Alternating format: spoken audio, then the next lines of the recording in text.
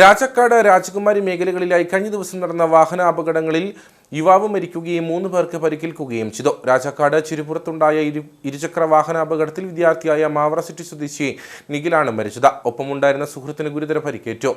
രാജകുമാരിയിൽ ബൈക്കും കാറും കൂട്ടിയിടിച്ചുണ്ടായ അപകടത്തിൽ ഇരുചക്ര വാഹന യാത്രികർക്ക് പരിക്കേറ്റു. കഴിഞ്ഞ ദിവസം രാത്രിയിലാണ് 2 അപകടങ്ങളും നടന്നത്. രാജാക്കാട് ചെരിപ്പുറത്തുണ്ടായ ഇരുചക്ര വാഹനാപകടത്തിൽ സേനാപതി കുത്തുങ്കൽ മാവറ സിറ്റി സ്വദേശി 18-കാരൻ നിഖിലാണ് മരിച്ചത്. നിഖിൽ +2 വിദ്യാർത്ഥിയായിരുന്നു.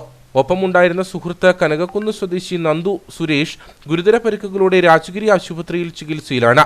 ഇരുചക്ര വാഹനം നിയന്ത്രണം നഷ്ടപ്പെട്ട് റോഡിൽ നിന്നും തെന്നിമാറിയതാണ് അപകട കാരണം. രാജകുമാരി NSS കോളേജിന് സമീപത്തുണ്ടായ വാഹനാപകടത്തിൽ 2 യുവാക്കൾക്ക് പരിക്കേറ്റു. കാറും ബൈക്കും കൂട്ടിയിടിച്ചാണ് അപകടമുണ്ടായത്.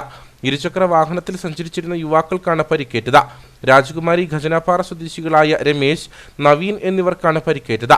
നവീനെ തമിഴ്നാട്ടിൽ കൊണ്ടുപോയി വിടാൻ ഇരുചക്ര വാഹനത്തിൽ സഞ്ചരിക്കുമ്പോൾ അപകടം ഉണ്ടാകുകയായിരുന്നു.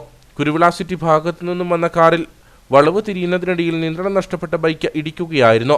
തലയ്ക്കും കാലിനും ഗുരുതര പരിക്കേറ്റ ഇരുവരെയും തേനി മെഡിക്കൽ കോളേജിൽ പ്രവേശിപ്പിച്ചു.